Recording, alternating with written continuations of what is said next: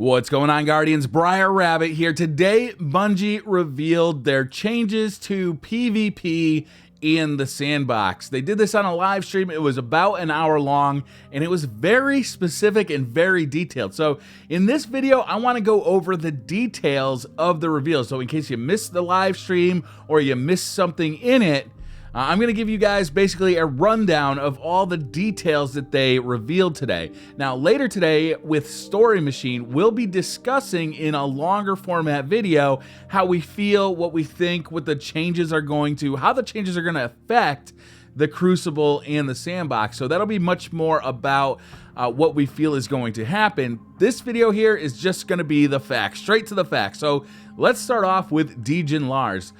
They wanted to talk about the changes that are being made to the Crucible in general. And one of the most interesting things, and what they started with, is that the revive system is actually changing. You need to be closer to get a revive. It takes longer to perform a revive. So it's basically going to be more risky. And after you get one, you get a less powerful overshield. So you're more at risk throughout the entire process of reviving your teammates. In addition to that, in Trials of Osiris in particular, the revive timer, the amount of time it takes for your teammate to be available for revive after death, has been upped from 5 seconds to 7 seconds. And if he dies again, another 7 seconds is added. And if he dies the third time, another 7 seconds is added.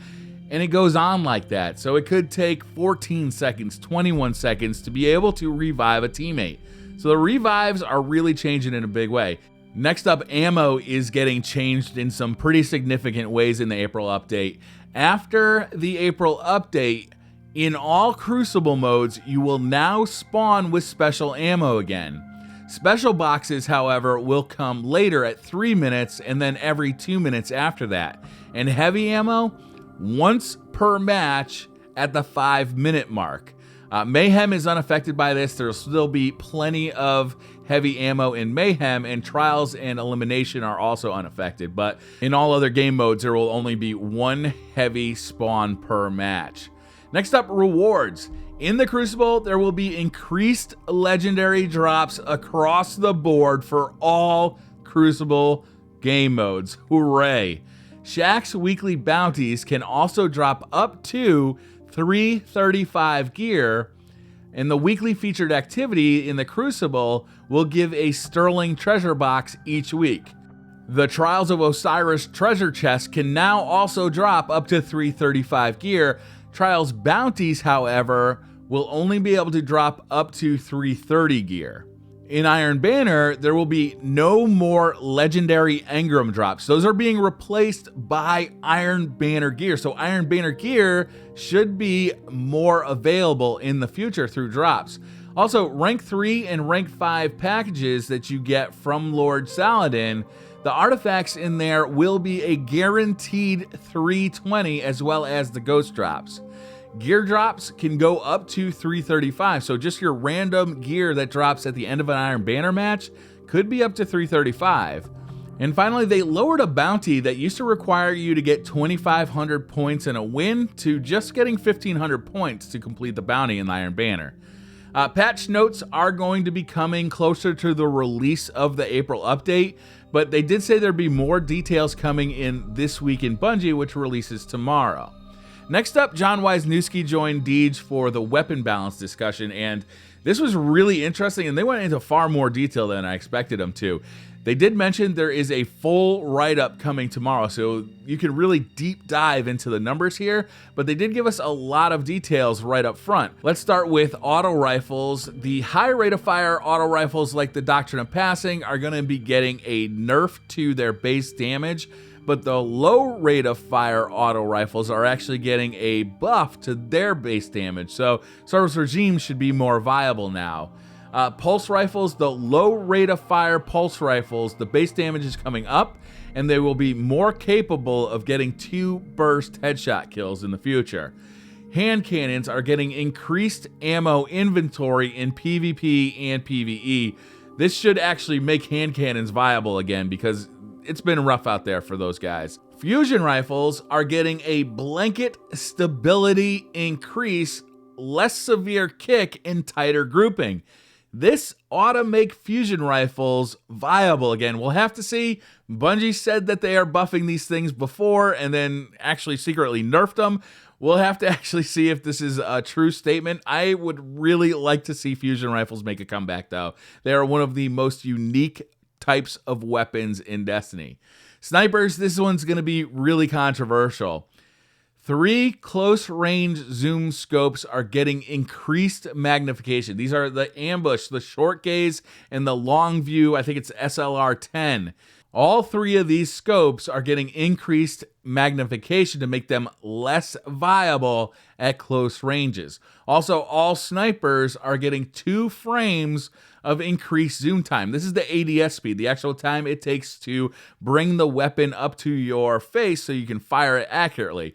This will be slower. Snapshot is also being affected. Instead of giving you a 30% increase in ADS speed, it's going down to a 20% increase. Also, stability on all snipers will be getting a decrease across the board, so that follow-up body shot will be a little harder to get. The Mida multi-tool is getting a bit of a nerf in the form of removing high-caliber rounds from its perk tree, so it will not be able to flinch opponents as much as it currently does. The Suros regime is getting the damage buff along with all the other low rate of fire auto rifles. Spinning up will now kick in a little bit later to accommodate for that. And focus fire will get a range buff and now will actually allow you to max out the range value of the Suros regime with the other range perks available. Hawkmoon is getting a range buff, so along with increased inventory of ammo, the Hawkmoon should be viable again. The last word is getting a bit of a nerf, reducing the damage of the last word perk, so that should keep the last word from being capable of a 2-shot kill. Thorn was also addressed here. It's still going to be a year 1 weapon. They said it's not coming to year 2 yet. They are going to minimize the damage over time effect. They're doing this in 2 ways. They're actually going to increase the speed at which those damage of time ticks happen and reduce the number of damage over time ticks from 6 to 4. So this actually makes it go by really quick, meaning that you can start regenerating your health and your armor faster. And they say rarely causes death anymore. So the gun is no longer going to be capable of 3-shot body shot kills. You are going to have to fire some headshots in there. Icebreaker, again, still year 1 only. But when you switch away from an icebreaker, you now lose the ammo that the icebreaker regens. The weapon will also have a slower handling speed and the zoom distance is getting lengthened. Sidearms. When swapped to another weapon, you lose ammo. So the Icebreaker and Sidearm glitch are both being fixed. Ammo is going to be seeing some big changes. The total amount of ammo that you can carry for special weapons and heavy weapons is being reduced for PvE and for PvP. However, in PvE, you'll see more bricks of ammo drop to compensate. This better work in PvE, otherwise PvE players are going to be in real trouble because with reduced inventory, you're going to need to be picking up these things a lot more often. The Dreg's Promise. So this is really interesting. The projectiles are now going to track your target better. They're basically going to track like a rocket launcher would, obviously at much shorter ranges and much faster, but the Dreg's Promise looks like it may be a beast now. Telesto, the projectiles are now smarter and can detect friendly players and the Ward of Dawn. So you can actually stick these things, the Telesto projectiles, to a friendly player and have him run into a room, or you can stick them to a Ward of Dawn. Now, the 1,000-yard stare, they talked a lot about the 1,000-yard stare and how it's become the most popular special weapon in Destiny right now, and they're making some changes. So in addition to the regular sniper changes that we mentioned earlier, this one's going to be getting a specific nerf by removing a couple of bullets from the inventory, which is going to be a bummer for 1,000-yard stare fans. The King's Vault weapons are getting a boost. All of them globally are getting a reload speed increase that should really help with those King's Vault weapons. The Quillam's Terminus is getting a bit of a nerf by reducing the ammo inventory, and the Anguish of Dristan, the auto rifle, is actually getting a stability boost. Finally, Deej brought out Grant McKee to talk about the Warlocks. The Warlocks are getting some pretty significant changes. Each one of the Warlock subclasses is getting changed. We're going to start off with Sunsingers. This is going to probably prove to be the most controversial here. They're lowering the amount of flame shield the shield provides. So the actual amount of shielding that the flame shield provides is going down. They're also increasing the cooldown for the flame shield. Solar Wind is getting a reduced cooldown, and Brimstone is gaining power. So they're increasing the reasons to not use Flame Shield, basically. Firebolt grenades, however, are left alone. They're completely unchanged.